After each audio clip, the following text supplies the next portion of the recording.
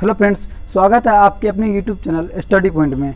आज मैं आप लोगों को लीनियर एंड क्वाड्रेटिक इक्वेशन, जिसको हिंदी में आप रैखिक और द्विघात समीकरण कहते हैं, आज मैं आपको उसका पूरा बेसिक चीज़ें बताऊंगा कि आखिर ये सभी प्रक्रिया होती कैसी है रैखिक और द्विघात समीकरण की।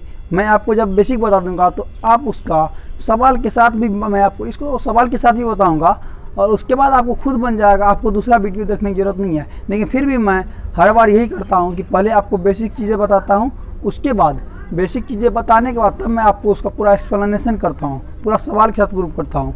लेकिन ये है कि बेसिक चीज़ें में मैं आपको यही बताता हूँ कि जो भी इसका विधि, जो भी इसका मेथड है, वो प्रक्रिया लिख के उसके बाद मैं उसका रिलेटेड सवाल ही बताता हूँ, ताकि आपको बन जाए, आप प्रैक्टिस करें। नहीं प्रैक्टिस करें तो उसके दूसरी बार मैं आपको वीडियो अपलोड कर देता हूँ उसका पूरा एक्सप्लेनेशन करके।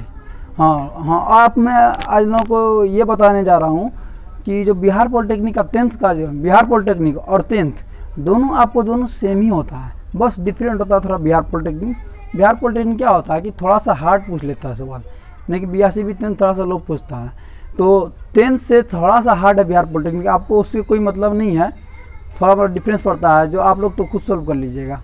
तो इसमें क्या मैं आपको ये भी बताऊंगा, और ये आपको बिहार पॉलिटेक्निक का 7वां चैप्टर का सवाल है, और BSc भी 10th का आपको शायद दूसरा चैप्टर का सवाल है। ये द्विघात समीकरण आता है, उसमें द्विघात त्रिघात सभी आता है। लेकिन मैं आपको इसका आज बेसिक चीज़ें बताऊंगा। अब वीडियो में अंत तक बने रहिएगा, आपको सभी प्रक्रिया समझ में आ जाएगी कि आगे प्रतिस्थापन विधि क्या होता है, विलोपन विधि क्या होता है, वज्र गुणन विधि क्या होता है। ये सभी आपको रैखिक समीकरण, लीनियर इक्वेशन का तीनों पार्ट है। तो चलिए वीडियो को शुरू करते हैं और इसको पूरा बारीकी से समझें। क्वाड्रेटिक इक्वेशन में तो पहले लीनियर इक्वेशन को लेते हैं, फिर क्वाड्रेटिक को लेंगे। लीनियर में मतलब रैखिक समीकरण, क्वाड्रेटिक में द्विघात समीकरण होता है। तो लीनियर इक्वेशन मतलब रैखिक समीकरण का 3 भाग होता है, 3 पार्ट। आप पढ़े होंगे 10th में भी, प्रतिस्थापन विधि, विलोपन विधि, वज्र गुणन विधि। प्रतिस्थापन विधि को आप इंग्लिश में कहते हैं सब्स्टिट्यूशन मेथड, और विलोपन विधि को कहते हैं एलिमिनेशन मेथड, और आपको वज्र गुणन विधि को कहते हैं क्रॉस मल्टीप्लिकेशन मेथड। जैसे आपको क्रॉस मल्टीप्लिकेशन लिखा हुआ वैसे ही क्रॉस मल्टीप्लिकेशन इसमें होता है, बस एक फॉर्मूला होता है, उसके अनुसार ये बनता है। ये दोनों विधि तो आपको बहुत ईजी है, आप देखते रहिए वीडियो अंत तक, आपको देखिएगा कोई भी प्रॉब्लम नहीं होगी। चलिए बारीकी से आपको तीनों विधि का पूरा एक्सप्लेनेशन करूंगा, सवाल के साथ बताऊंगा कि आखिर प्रतिस्थापन विधि में सवाल बनता कैसे है, विलोपन विधि में सवाल बनता कैसे है, वज्र गुणन विधि में सवाल कैसे बनता है। तो शुरू करते हैं। चलिए आपके सामने प्रतिस्थापन विधि का, चलिए एक सवाल लेके आया हूँ और हमको इसको क्या करना है, प्रतिस्थापन विधि से सोल्व करना है। ये सवाल को आपको प्रतिस्थापन विधि से सोल्व कैसे करना है, देखिए। फर्स्ट में आपको ये समीकरण 1 है और समीकरण ये आपको समीकरण 2 हो गया। 2 समीकरण होगा तभी आप इसको सोल्व कर पाइएगा। ये भी देखो, तो प्रतिस्थापन विधि पहले इस समीकरण को तोड़िए। देखिए समीकरण 1 जो है ना, उसमें कोई एक x का या y का कोई मान निकालिए। चलिए हमको x ही का मान निकालना है। ये हमेशा आप याद रखिएगा, ये बराबर है ना, बराबर की इस साइड वाला संख्या वो साइड वाला अलग होता है। तो बराबर की अगर इस साइड या उस साइड हेराफेरी करेंगे तो उसका साइन चेंज होता है, मतलब जो प्लस होता है माइनस होता है, माइनस होता है प्लस होता है, गुना होता है तो भागा हो जाता है, भागा होता है तो गुना। कैसे होता है देखिए, हम x को क्या, x का मान निकालना है ना, जिसका मान निकालना है उसको इसी साइड रख लीजिए। x का मान निकालना है तो ये बराबर को दे दीजिए, यहाँ पे x को बराबर दीजिएगा तो 3 तो उस साइड बराबर की उस साइड है ही, बराबर के इस साइड, बराबर की साइड 3 है, 3 लिख दीजिए। ये साइड देखिए, आप इसको भेज रहे हैं 2y को, 2y यहाँ प्लस में है तो यहाँ क्या जाएगा, माइनस में हो गया।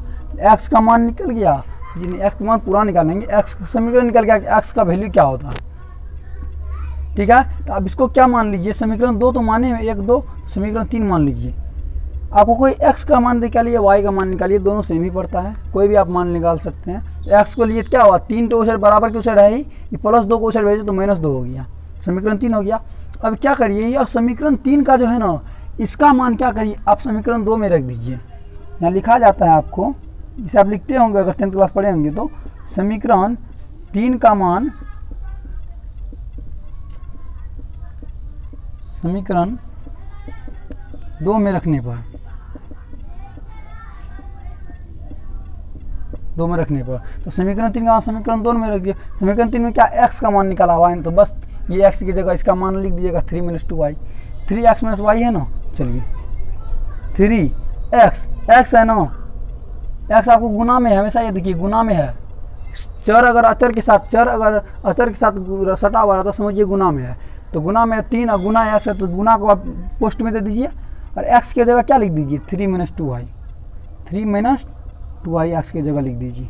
हो गया आपको 3x हो गया माइनस y का y लिख दीजिए बराबर 7 हो गया। चलिए अब गुना कर दिए 3 दिया, ये आप चिन्ह का उपयोग कीजिए।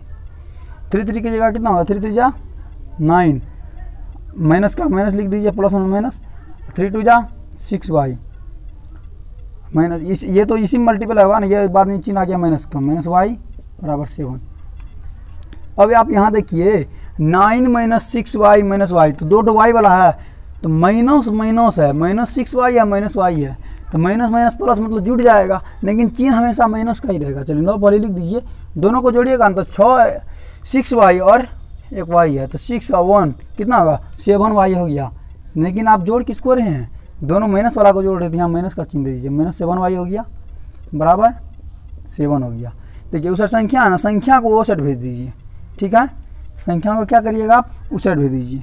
9 में 7y है तो माइनस 7y को इस साइड रख लीजिए, हमको y का मान निकल जाएगा इससे। माइनस 7y को लीजिएगा तो बराबर 7 इस साइड बराबर के साथ तो उस साइड लिखा हुआ है, बराबर की इस साइड 7 लिखा हुआ है। देखिए अब ये 9 को क्या करिए उस साइड भेज दीजिए। 9 इस साइड प्लस में है ना, किसी भी संख्या के पहले कोई चिन्ह रहता प्लस का चिन्ह रहता तो 9 अगर इस प्लस में उसे जाएगा क्या होगा माइनस में हो जाएगा। तो माइनस 7y बराबर क्या होगा 7 में से 9 जाएगा, मतलब छोटा में से बड़ा कट रहा है तो 9 में से 7 गया तो 2 हो जाएगा। बड़ा वाला संख्या 9 है ना, 9 का चिन्ह दीजिए माइनस, तो ये माइनस कर दीजिए बराबर के उस साइड। देखिए बराबर संख्या को भी काट सकते हैं और चिन्ह को भी काट सकते हैं अगर सेम चिन्ह है तो माइनस माइनस दो कट गया आपको। चलिए 7y बराबर 2 है, 7y बराबर 2 तो y का मान कितना हो जाएगा y बराबर 2 सेट है ये 7 आपको मल्टीप्लाई में सेट जाएगा कितना भागा में नीचे में आ जाएगा। तो y का मान क्या हो गया आपको 2/7, y का मान 2/7 निकल गया है। तो y का मान निकला था, आपको x का मान निकालना है ना। देखिए x का मान यहाँ y है, यहाँ सिर्फ y है, अगर ये y का मान अगर आप इसमें रख दीजिएगा तो क्या होगा x का मान निकल जाएगा। तो आप यहाँ पे ये लिखिए y का मान समीकरण 3 में रखने पर, यहाँ पे ये लिख दीजिएगा y का मान समीकरण 3 में रखने पर, y का मान समीकरण 3 में रखने का। समीकरण 3 क्या है x बराबर जगह नहीं है, x बराबर 3 माइनस 2y है समीकरण 3। इसमें क्या करिए y का मान क्या है आपको 2/7 निकला है y का मान, बस x बराबर 3 माइनस 2 ये मल्टीप्लाई में मल्टीप्लाई कर दिया, y का मान करिएगा 2/7 लिख दीजिए 2/7। अब क्या होगा आपको x बराबर 3 है माइनस 2 2 जा 4 नीचे में 7 आ गया। आपको डायरेक्ट आपको जब इस कंडीशन में बताया जब नीचे में कुछ नहीं रहता आपको डायरेक्ट इसको कर दीजिए, हो गया। लघुत्तम निकालने की जरूरत नहीं है, नीचे में 7 तो लिखिए दीजिए, इसको करिएगा 7 21। अब लघुत्तम निकाल के भी कर सकते हैं, नीचे में 1 लिखिए वही सेम ही होगा 21 माइनस 4।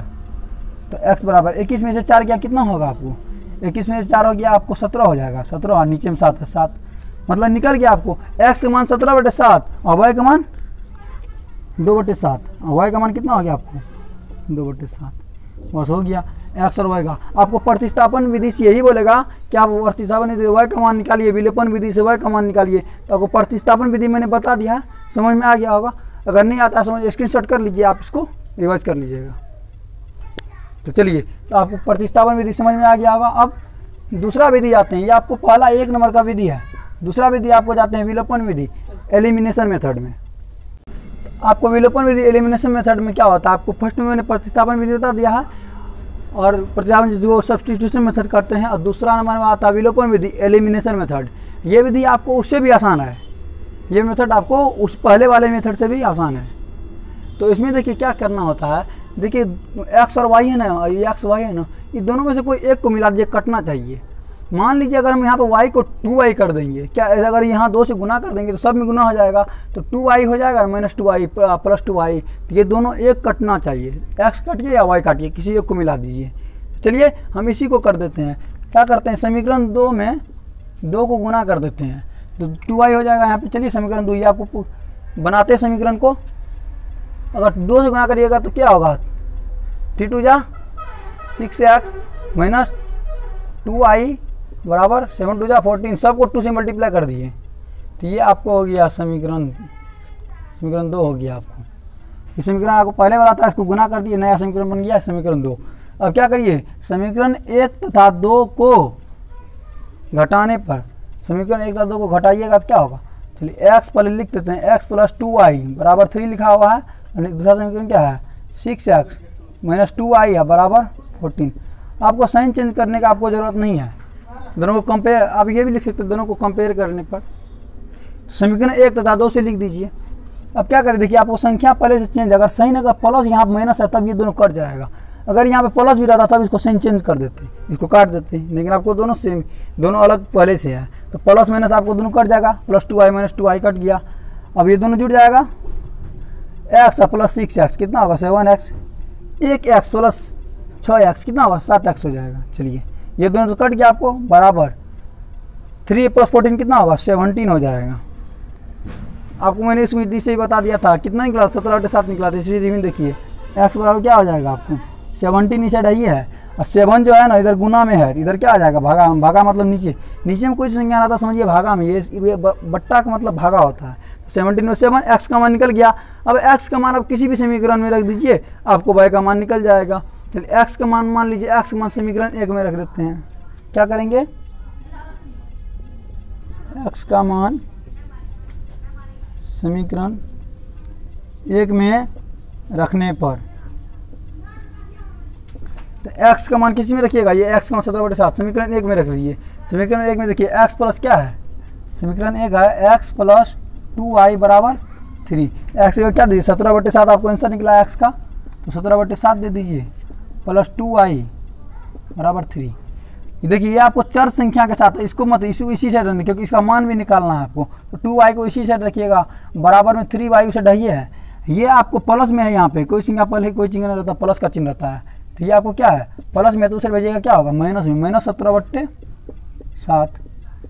इसके नीचे एक है 2y बराबर क्या हो जाएगा, दोनों का लघुत्तम लीजिएगा तो 1/7। आप इसे भी कर सकते हैं डायरेक्ट, आपको बोले इससे डायरेक्ट गुना कर दीजिए, 1/7 करिएगा तो अभी 7 ही करना पड़ेगा, 21 माइनस नीचे में 7 तो ऊपर वाला भी सेम ही होता जाता है। तो 2y बराबर 21 में 17 गया, 21 में 17 गया कितना होगा 4, नीचे में कितना आया 7। अभी y का मान नहीं निकला, 2y का मान निकला, तो 1 का मान निकालिएगा तो y बराबर 4/7।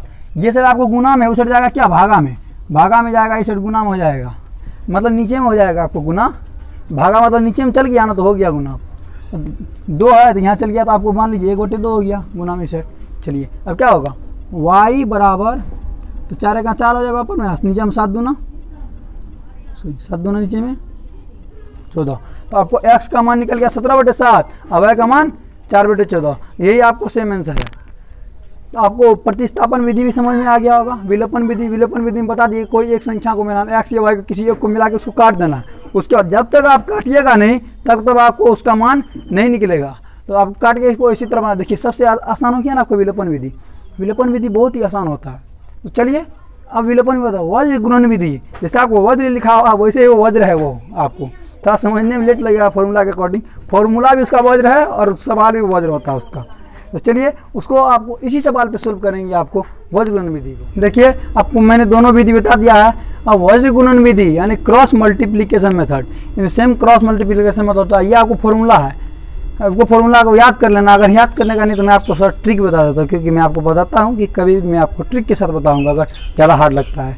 देखिए इसमें ट्रिक के साथ क्या बताऊँगा कि जैसे ये दिया हुआ है आपको, इसमें गौर करिए, एक्स BC है, CA है, AB है, तो यहाँ पे डायरेक्ट लिख लीजिए x/BC, ये तो आपको याद रहेगा छठा, y/CA बराबर 1/AB। इसमें क्या है देखिए 1 2 2 1 1 2 2 1 1 2 2 1 ऐसे ही है। तो ये यहाँ भी हो जाएगा क्या B1C2 B2C1, तो 1 2 2 1 मतलब 12 21 सब में है, माइनस है सब में, तो बीच में माइनस लगा दीजिएगा। B2C1 B1C2, ये देखिए B1C2 और B2C1, ऐसे आपको ये शॉर्ट ट्रिक है, वो उसको याद कर लीजिए आप, और इसमें देख लीजिए ट्रिक आता है 12 21 सब में है, तो ये आपको बस बैठा देना है, वो आपको याद करने के बाद शॉर्ट ट्रिक हो गया आपको। चलिए इस सवाल को देखते हैं। ये सवाल में आपको सबसे पहले ये देखना है कि बराबर के वो साइड 0 होना चाहिए। अगर ये संख्या अगर आपको बराबर के उस साइड, इसको C कहते हैं, अगर संख्या अगर बराबर के उस साइड रहता है तो उसको आप इस साइड ले आइए, बराबर के उस साइड नहीं रहना चाहिए संख्या। तो चलिए इसमें क्या करिए आप, और आपको ABC तो पता ही नहीं, ABC होता है, देखिए ए हो गया आपको एक्स का कोफिशिएंट, बी हो गया आपको वाई का कोफिशिएंट और सी हो गया आपको ये लास्ट में जो आपको अचर संख्या आता है। अब यहाँ गौर करते होंगे द्विघात समीकरण होगा a x square plus b x plus c, ये आप बराबर इक्वल 0, ये आता है आपको द्विघात समीकरण। तो ये देखिए एक्स का कोफिशिएंट जो है वो ए है, यहाँ सॉरी यहाँ पे बी वाई हो जाएगा, बी वाई, ठीक है। तो x square plus b y plus c, x का कोफिशिएंट जो है आपको वो ये हो गया, और वाई का कोफिशिएंट या को द्विघात समीकरण। तो मैं आपको एग्जांपल से ऐसे फॉर्मूला नहीं होता, बी एक्स ही होता है। तो एक्स का कोफिशिएंट जो हो गया ए हो गया, वाई का कोफिशिएंट बी हो गया, और सी आपको वैसे लिखा रहता है नंबर, यही आपको क्या होता है कोफिशिएंट होता है।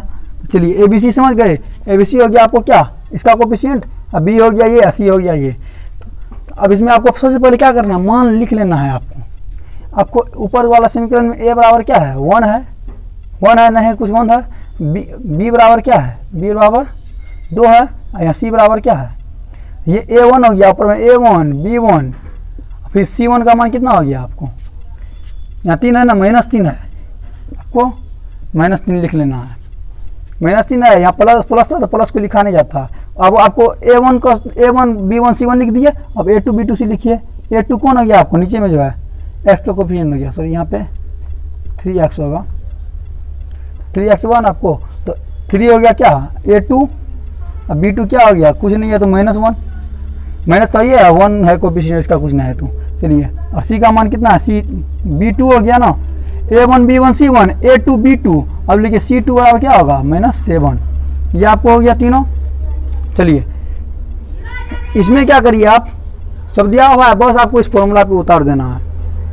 क्या है आपको x दिया हुआ है, x नीचे में क्या है b1 c2 minus b2 c1, तो b1 c2 तो b1 और c2, b1 c2 दोनों मल्टीप्लाई में होगा आपको, तो b1 c2 b1 कितना है 2 और मल्टीप्लाई कितना है -7 हो गया, फिर माइनस है बीच में माइनस दे दीजिए, b2 c1 तो b2 c1, तो b2 आपको कितना है, दो चिन्ह एक साथ नहीं रहता तो इसलिए कोष्ट में दे -1 और b2 c1, तो b2 और c1 कितना है -3, मल्टीप्लाई हो जाएगा सब तो आपको, तो मल्टीप्लाई ही कोष्ट के दोनों कोष्ट एक साथ सता हुआ मल्टीप्लाई होता है। चलिए x बराबर लिख दीजिए, फिर y जैसे आपको सेम करना है सिर्फ मान बैठा देना है, ये भी आपको आसानी है समझ जाइए। c1 a2 minus c2 a1, तो c1 कौन है आपको, c1 ऊपर वाला -3 मल्टीप्लाई नहीं करिएगा तो कोष्ट में भी दे सकते हैं। चलिए c1 क्या है, c1 a2, तो c1 या a2 क्या हो गया 3 हो गया, फिर माइनस का चिन्ह है माइनस दे दीजिए, c2 है आपको, c2 ये है -7 c2, देखिए दो संख्या जहाँ रहा वहाँ कोष्ट के अंदर देना पड़ रहा है, c2 a1 है, तो a1 लिख दीजिए, a1 का मान कितना है 1 है, मल्टीप्लाई 1 कर दीजिए, बराबर 1 लिख दीजिए, ये आपको लिखना है, इसी पे आंसर आपको निकलेगा। a1 b2 minus a2 b1, तो a1 b2 क्रॉस हो रहा है ना मल्टीप्लाई, देखिए a1 b2 तो 1 मल्टीप्लाई -1, फिर बीच में माइनस का चिन्ह है माइनस दे दिए, a2 b1 हो रहा है, a2 b1 क्रॉस हो रहा है 3 गुना 2, ये आपको सड़ा आप दोनों मल्टीप्लाई में है इसीलिए सबको मल्टीप्लाई में लिखते हैं। चलिए ये हो गया, अब क्या करना है आपको उसका मान निकालना है, देखिए कैसे, x है नीचे में क्या होगा 7 दूना 14 -14 हो जाएगा, माइनस संख्या है, फिर यहाँ माइनस लिख देना है, और 3 का कितना होगा 3 हो जाएगा, वो माइनस प्लस तो प्लस रहेगा, चलिए ठीक है प्लस में है। उसके बाद y लिख दीजिए, और नीचे में क्या 3 3 जा 9 मतलब 9 हो गया आपको, और माइनस है तो माइनस हो जाएगा, प्लस माइनस हो गया, साइन चेंज हो रहा है ना आपको, माइनस हो गया। चलिए फिर माइनस क्या हो जाएगा यहाँ पे माइनस प्लस हो जाएगा, 7 का 7, चलिए बराबर 1 नीचे में 1 गुना 1 है, तो प्लस माइनस क्या होगा माइनस हो गया, और 1 का 1, फिर माइनस का चिन्ह माइनस दे दीजिए, 3 दूना 6, अब ये हो गया, आपको उसका पूरा मान निकालना है पहले। x बट्टे कितना होगा, यहाँ कितना है 7 दूना 14, 14 में से 3 जाएगा, -14 और -3 है, जाएगा नहीं, माइनस क्या होता है प्लस मतलब जुड़ जाएगा, यहाँ पे गुना में नहीं है, तो क्या होगा -17 हो जाएगा, x बट्टे -17, x बट्टे -17, तो आपको यहाँ तो हो गया। चलिए 1 बट्टे 1/100, चलिए इसका क्या x -14 -3 क्या होगा -17 हो गया, बराबर लिख दीजिए, बराबर y के नीचे क्या आपको कितना है -9 + 7, माइनस प्लस कितना होगा, माइनस मतलब घटेगा, तो 9 में 7 गया कितना होगा, 2 होगा। बड़ा संख्या का चिन्ह क्या है, माइनस, तो माइनस दीजिए, मतलब घटा देना आपको, जैसे घटाने होता है हम ऐसे ही घटाते हैं, बड़ा में छोटा घटा देते हैं, प्लस माइनस माइनस मतलब घटेगा तो बड़ा में छोटा घटाते हैं, बड़ा संख्या का चिन्ह जो होता है दे देते, ऐसे में आपको कभी कन्फ्यूजन नहीं होगा घटाने में, प्लस होगा कि माइनस होगा। तो बड़ा संख्या का चिन्ह दे दीजिए -2 बराबर 1 1 के नीचे में कितना है, -1 माइनस कितना होगा, -7 हो गया आपको। चलिए अब क्या करना है आपको, इसके साथ इसको कंपेयर करना है, x बराबर इतना लिखना है, फिर y बराबर भी इतना लिखना है, इतना बराबर इतना, फिर इतना बराबर। चलिए पर लिख लेते हैं, x बटे -17 बराबर कितना लिखना है, 1 बटे -7। इससे आपको x का मान निकलेगा, उसके बाद y वाला क्या, y बटे -2 बराबर 1 बटे -7। ये आपको दोनों लिखना है, मैंने 1 बटे 7 को दोनों के बराबर लिख देना, इसको आपको आंसर निकलेगा। देखिए क्रॉस मल्टीप्लिकेशन कीजिए, इसको 7 को x कीजिएगा, -7x -7 को x -7x बराबर -17।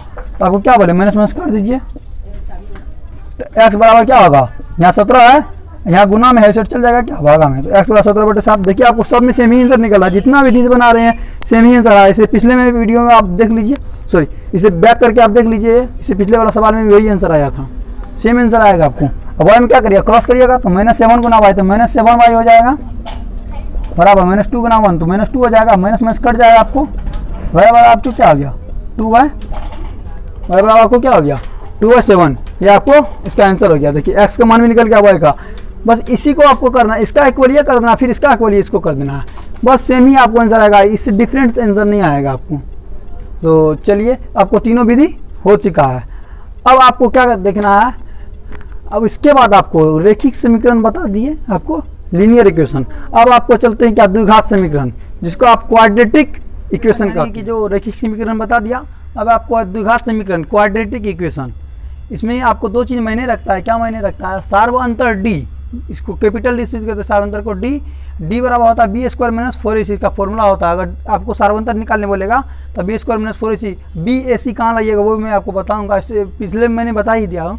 चलो उसके बाद मूल, समुच्चय, मूल का आप समुच्चय बोल सकते हैं, शून्य बोल सकते हैं। अल्फा और बीटा होता है, उसको आपको निकालने का सूत्र इसी पे होता है, -b + -√d/2 है। ये √d के जगह आप d के जगह आप इसका मान लिख सकते हैं b² - 4ac, ठीक है। चलिए उसके बाद इसको क्या करना है, आपको जब निकालना अल्फा बीटा निकालना होता है तो उसमें आपको इसका मान रखना पड़ता है। तो आप a और b c कहाँ से लाइएगा, इसमें होता है इसका आपको इक्वेशन का होता है ax² + bx + c।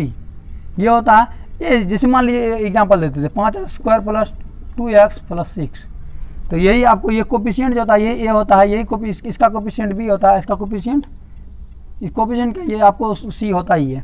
तो यही आपको ए बी सी हो गया, तो इसी ए सी की जगह आप मान बैठा दीजिएगा, ए हो गया सी हो गया, तो b² इसका डी का मान निकल जाता है। इसी में सबका मान बैठा दीजिएगा तो आपको क्या होता है, इसका शून्यक निकल जाएगा, सबका बी डी जितना है सबका मान आप बैठा दीजिए इसमें, ठीक है। ये आपको होता है इक्वेशन, ये आपको मेन इसका इक्वेशन होता है, यही होता है सी बराबर 0। तो द्विघात समीकरण जिसपे घात 2 हो उसी को द्विघात समीकरण कहते हैं। तो द्विघात समीकरण समझ गए। और द्विघात समीकरण आपको सार्वअंतर निकालने बोलेगा तो आप ये निकाल दीजिएगा, और मूल भी निकालने बोलेगा तो आप उसका मूल अल्फा और बीटा मूल निकाल दीजिएगा। हाँ, अगर आपको इसमें बोलेगा कि हमको मूलों का योग और मूलों का गुणनफल चाहिए, आपको 10th में पूछा गया है मूलों का योग मतलब दो मूल कौन कौन है, अल्फा और बीटा है ना। तो मूलों का योग मतलब अल्फा प्लस बीटा, इसका फॉर्मूला आता है आपको -b/a, मतलब अल्फा और प्लस बीटा अगर मूलों का योग निकालना है तो आप क्या करिए, -b मतलब b का मान माइनस में दीजिए, नीचे में a मतलब 5, तो -2/5 इसका आंसर हो गया। तो मूलों का योगफल और मूलों का गुणनफल अल्फा इंटू बीटा, इसका होता है आपको c/a।